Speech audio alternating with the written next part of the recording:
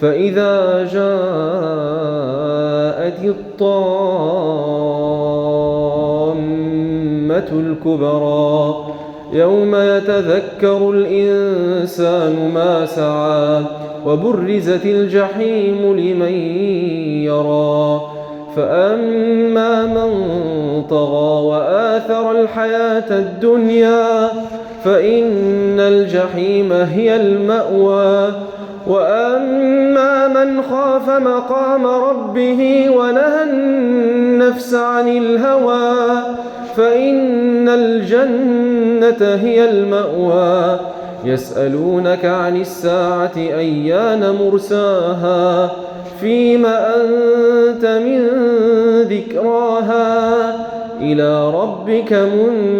منتهاها إنما أنت منذر من يخشاها